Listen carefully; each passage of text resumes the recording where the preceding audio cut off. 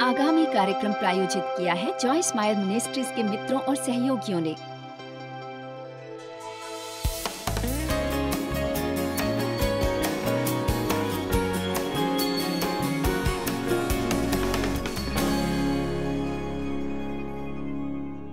परमेश्वर परिस्थितियां बदलने का वादा करते हैं हमारे जीवनों में, परंतु कुछ काम हैं जो हमें करने होते हैं। यहोशू में मूसा मर गया था और यहोशू वो व्यक्ति था जिसे परमेश्वर ने चुना था मूसा का स्थान लेने के लिए। मुझे वो पसंद है जो बाइबल में लिखा है, वो ये है कि परमेश्वर ने कहा यहोशू को, मूसा मर गया है, अब तू उठ और इस सारी प्रजा को यरदन के पार ले जा। आगे ध्यान दीजिए, जिस स्थान पर तुम पांव रखोगे वो सब मैं तुम्हें दे दूंगा। मैं इस तरीके से देखती हूँ, परमेश्वर ने हमें सब कुछ दिया है जिसकी हमें जरूरत है मसीह द्वारा आशीष युक्त जीवन जीने के लिए, परंतु आपको वो प्राप्त नहीं होगा यदि आप बैठकर बुदबुदाते रहेंगे और कहेंगे कुछ तो बदलना चाहिए। उन्होंने कहा जिस स्थान पर तुम पांव रखोगे वो सब मैं तुम्हें देता हूं। यीशु पहले ही वो सब कर चुके हैं जो करना जरूरी था। हमें हर वक्त बैठकर प्रार्थना करके ये नहीं कहते रहना है कि मैं अब ये और बर्दाश्त करने वाला नहीं हूं, मैं वैसा जीवन नहीं जीऊंगा जैसा जीते आया हूं। कुछ तो बदलना जरूरी है और मैं उसे बदलने के लिए जो जरूरी होगा वो सब कुछ करूंगा। कितने अंतर देख सकते हैं इसमें और ये कहने में कि कुछ तो बदलना चाहिए। कुछ तो बदलना चाहिए। अपने मित्र के साथ भोजन करने जाते हो, कुछ तो बदलना चाहिए, कुछ तो बदलना चाहिए, मैं इसे सहन नहीं कर सकता, ये करते करते बहुत थक गया हूं। घर जाकर चादर में अपने को पूरा ढककर हताश होते हैं। हे परमेश्वर कुछ तो बदलना चाहिए, मुझसे ये सहन नहीं होता। परमेश्वर कुछ तो बदलना चाहिए, कुछ तो बदलना चाहिए। आप समझते हैं ना कि किस तरह का जाल है ये? सभी बातें नहीं हो जाती। आप कहेंगे मैं नहीं जानता क्या करूं। अपना मन बदलिए, वो पहला काम है जो आपको करना है। दूसरा काम जो आपको करना वो है कि अपना रुख बदलिए। आत्मदया में अपने जीवन का और एक दिन भी व्यर्थ मत कीजिए। ऐसी बातों के बारे में रोते मत रहिए जो हो चुकी हैं। आज दुनिया में हर तरफ समस्याएं हैं, हर देश को जरूरतें हैं। शैतान काम पर लगा है और हर चीज में से परमेश्वर को निकालने की कोशिश कर रहा है। हर चीज में से वो परमेश्वर को हर चीज में से निकालने की कोशिश कर रहा है। मुझे आपके बारे में नहीं पता, परंतु मुझे परमेश्वर की ख्याति की थोड़ी चिंता हो रही है। ध्यान दीजिए, मैंने कहा मैं परमेश्वर की प्रतिष्ठा के लिए थोड़ी चिंतित हूं। मैं मानती हूं कि हम परमेश्वर के राजदूत हैं, हम उनके व्यक्तिगत प्रतिनिधि हैं, धरती पर उनके प्रतिनिधि हैं, और हमें केवल बैठकर ये नहीं कहना कुछ तो बदलना चाहिए। उन्हें वो नहीं करना चाहिए, उन्हें ये नहीं करना चाहिए। आप कहते बताइए मैं क्या कर सकता हूं? याद रखिए, यदि आप परमेश्वर से पूछना आरंभ करेंगे कि आपको क्या करना चाहिए, कितने इस पर विश्वास करते हैं? हम शिकायत करना चाहते हैं कि क्या करें, परंतु हम कभी परमेश्वर से नहीं पूछते हमें क्या करना चाहिए। आप परमेश्वर से पूछना आरंभ कीजिए कि अपने विवाह में आप क्या कर सकते हैं। हर वक्त दूसरे व्यक्ति पर दोष मत लगाइए और उनके दोषों के बारे में मत सोचिए। आप पूछिए परमेश्वर मैं क्या कर सकता हूं। मैं जानता हूं आप इसे सफल बना सकते हैं। मैं अपना बीज बोना चाहता हूं। मैं क्या करूं जो परिस्थिति सुधर जाए। परमेश्वर, आप ये करेंगे ना, चाहे आप घर पर ये कर सकते हैं, आप ये करेंगे ना, आप आज ये प्रार्थना करेंगे ना, परमेश्वर यदि आप मुझे दिखाएंगे मैं क्या कर सकता हूं, मैं वो करूंगा। आमीन। आप अपने बिल देखते हैं तो बहुत दबाव महसूस करते हैं और सोचते हैं मैं क्या कर सकता हूं। परमेश्वर से पूछिए मैं क्या कर सकता हूं। वो शायद आपको एक छोटी सी सलाह देंगे, सामान खरीदना बंद करो।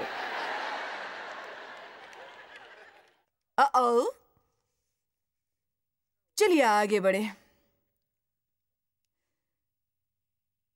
मुझे यशायाह 60:1 पसंद है। उठ उन दुखों और निराशा में से जिसमें परिस्थितियों ने तुझे रखा है, उठ प्रकाशमान हो, क्योंकि तेरा प्रकाश आ गया है और यहोवा का तेज तेरे ऊपर उदय हुआ है। आपको उठने का तात्पर्य पता है? उठ जा और कुछ कर। कहीं बैठकर पसारे की ओर देखते मत रहिए।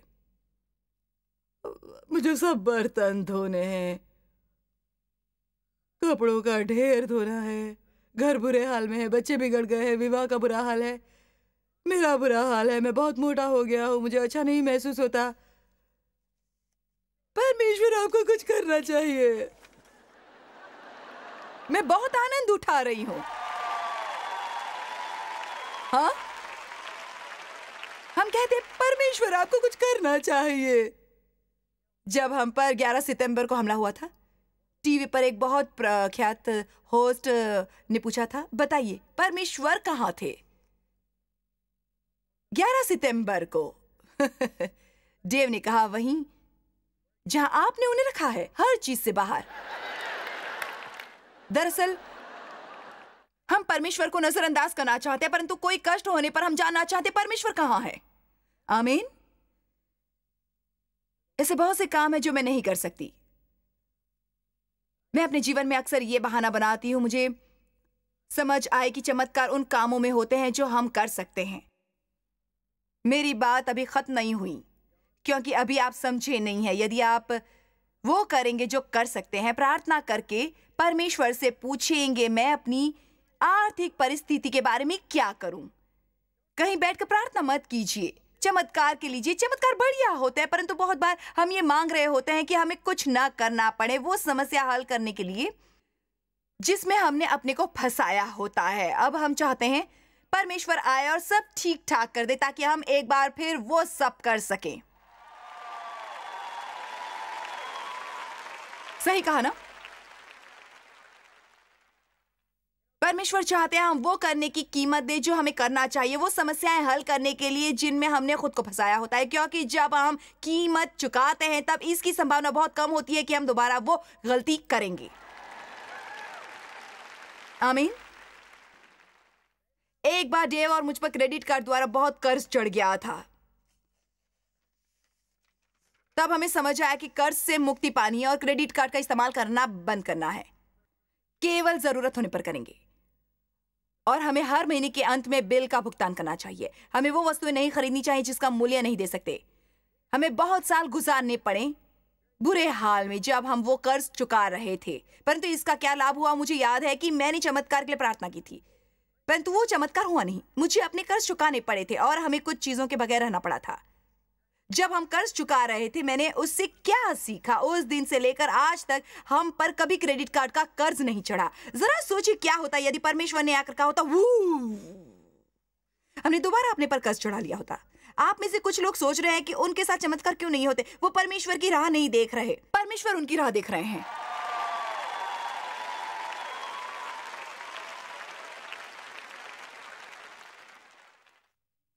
हमें वो करना चाहिए जो हम कर सकते हैं। परमेश्वर वो करेंगे जो हम नहीं कर सकते।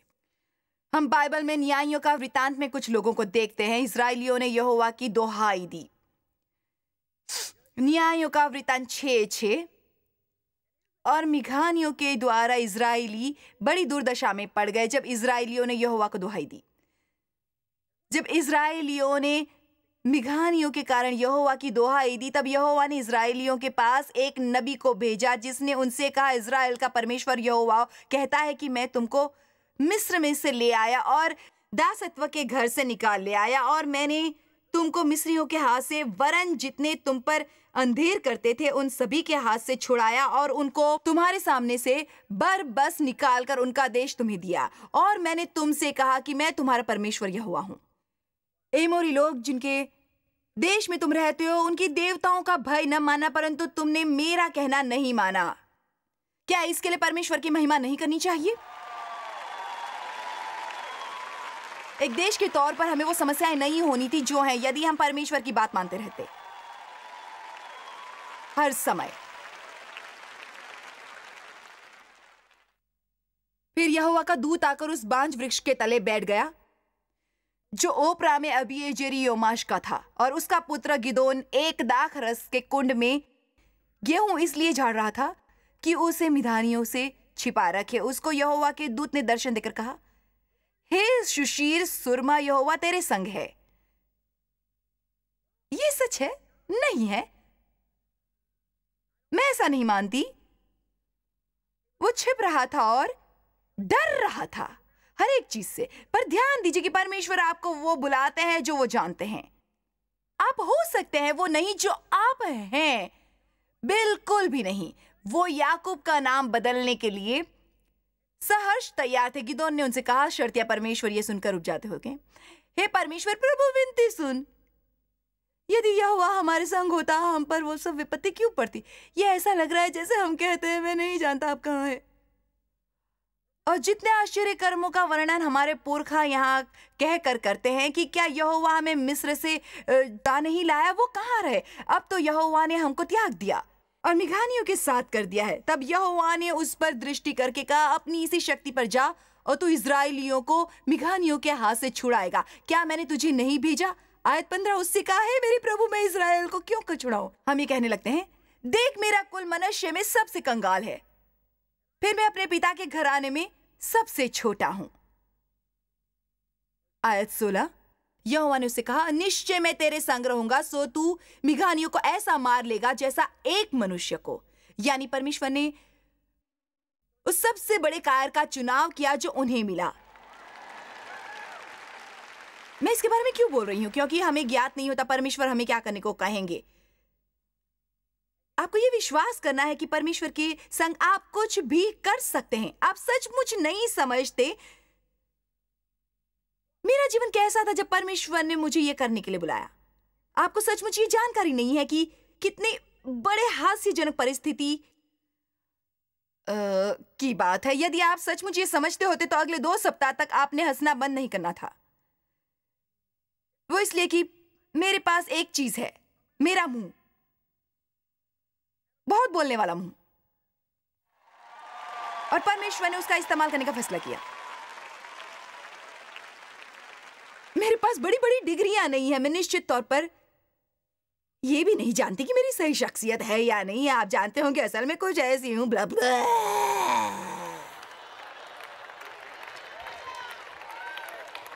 पर मैं इसका जीता जागता सबूत हूं कि परमेश्वर जिसके साथ हो उसे सफल बनाते हैं।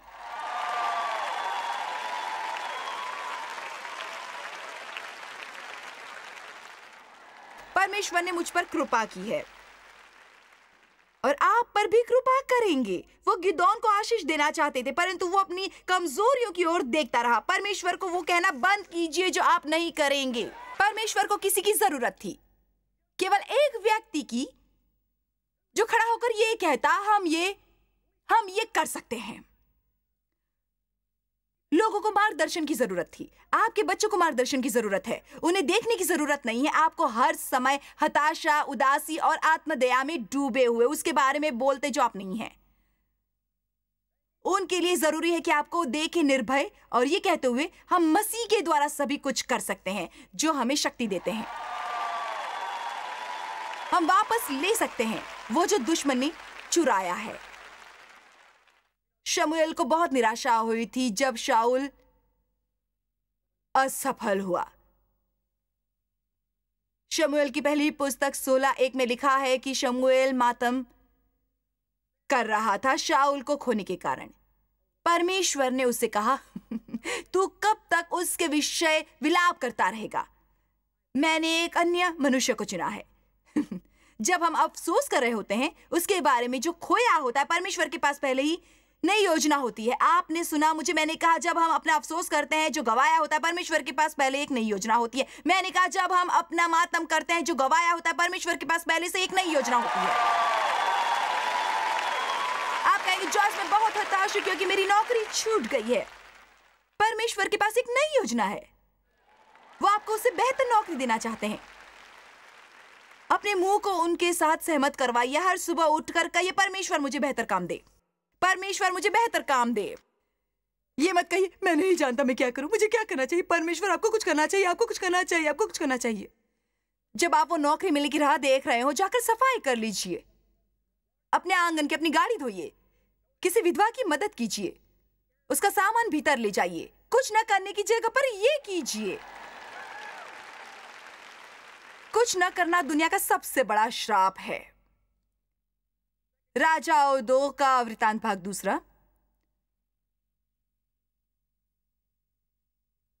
7:3। ये सचमुच बढ़िया कहानी है। और 4 कोढ़ी फाटक के बाहर थे। वो आपस में कहने लगे, हम क्यों यहां बैठे बैठे मर जाएं।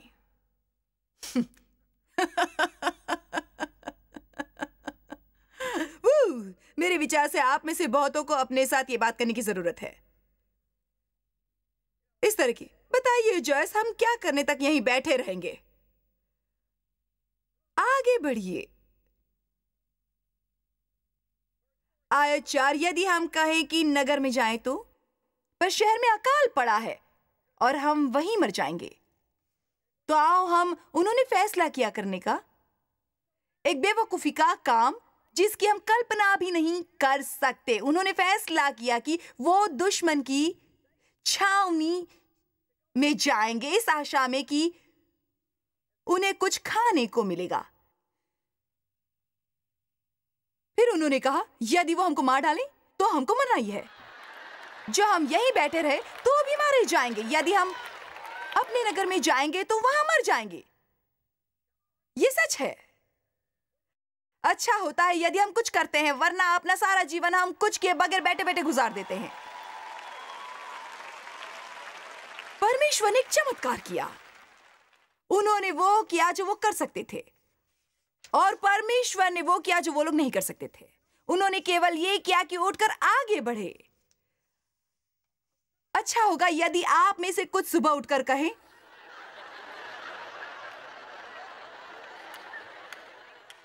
परमेश्वर, मैं शायद कुछ बर्तन साफ कर सकती हूं, बहुत ज्यादा नहीं। तब वो सांझ को आराम की छावनी में जाने को चले, और आराम की छावनी की छोर पर पहुंचकर क्या देखा कि वहां कोई नहीं है, क्योंकि प्रभु ने आराम की सेना को रथों और घोड़ों की और भारी सेना की सी आहट सुनाई दी, और वो आपस में कहने लगे थे कि सुनो, इज़राइल के राजा ने हित्ती और मिस्री राजाओं को वेतन पर बुलवाया है कि हम पर चढ़ाई करें। इसीलिए वो सांझ को उठकर ऐसे भागे कि अपने डेरे, घोड़े, गधे और छावनी की जैसी तैसी छोड़ छाड़ अपना अपना प्राण लेकर भाग गए। वो चारों कोड़ी वहां पहुंचे और उन्होंने वो सब ले लिया। जी हाँ, इसका कारण जानते हैं? क्योंकि उन्होंने ये कहा, क्या हम बैठे बैठे ही मर जाएंगे? मुझे आखिरकार अपने से कहना पड़ा था, क्या मैं केवल यही बैठकर रोज अपने हाल पर रोती रहूंगी? क्या मैं यहीं बैठी रहूंगी, एक बुरे रुख वाली अपने को पीड़ित समझती रहूंगी अपना सारा जीवन?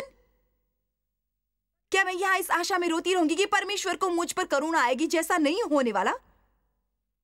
माना वो हमारे आंसुओं को एक बोतल में रखते हैं और हमारे दुख से दुखी होते हैं, परंतु वो ये भी जानते हैं कि दया में शक्ति नहीं होती।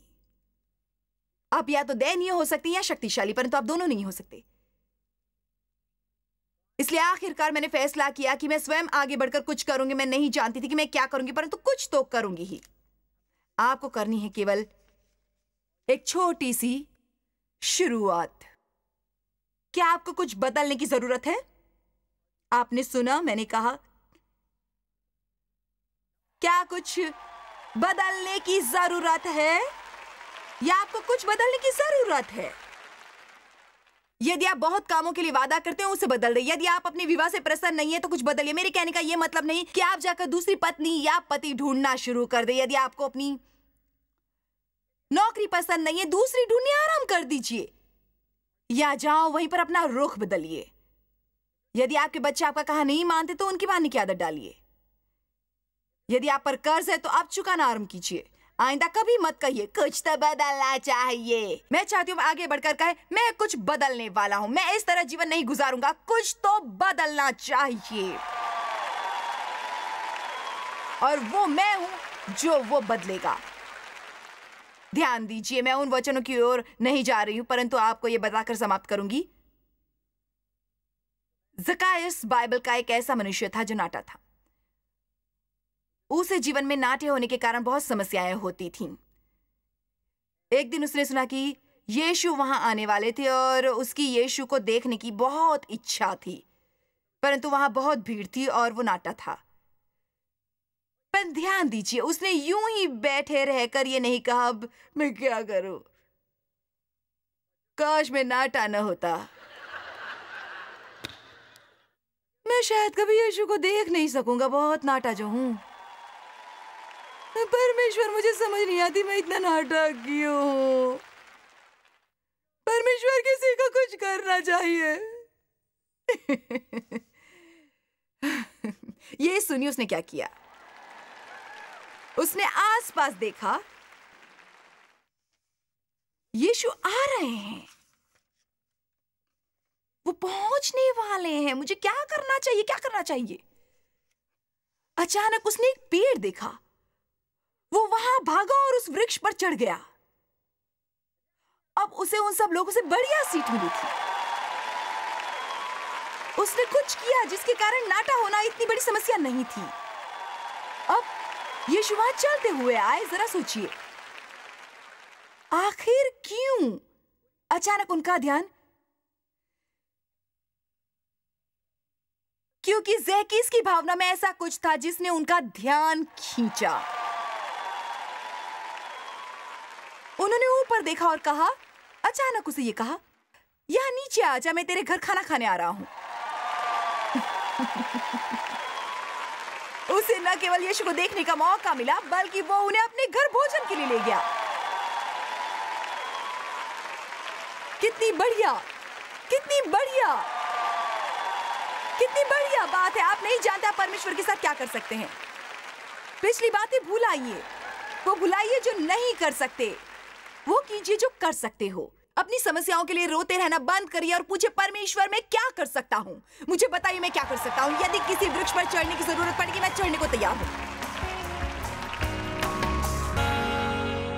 आपके रुख में बदलाव का मतलब होता है आपके जीवन में बदलाव होना। मेरे विचार से हम सभी बदलाव चाहते, परंतु कई बार हम उससे डरते हैं, हमें वो समझ नहीं आता और वो सहन करना कठिन होता है। परंतु बदलाव जरूरी है बढ़ने के लिए।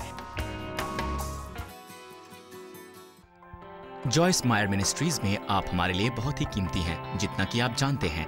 हम आपकी सराहना करते हैं और इस सेविकाई को दुनिया भर में संभव बनाने के लिए हम अपने दोस्तों और सहभागियों को धन्यवाद देते हैं। हम साथ मिलकर भूखों को खाना खिलाते हैं, गरीबों को कपड़े देते हैं और कई देशों में सुसमाचार बांटते हैं। अपना प्रार्थना निवेदन भेजने के लिए कृपया आज ही संपर्क कीजिए joycemeyer.org पर। हमारे स्रोतों के बारे में और भी जानिए। जॉयस की सभाओं की सूची देखिए हमारे साथ सहभागी बनने के लिए, क्योंकि हम दुनिया भर में मसीह के प्रेम को बांटते हैं। इसका खर्च उठाया है जॉयस मायर मिनिस्ट्रीज के मित्रों और सहयोगियों ने।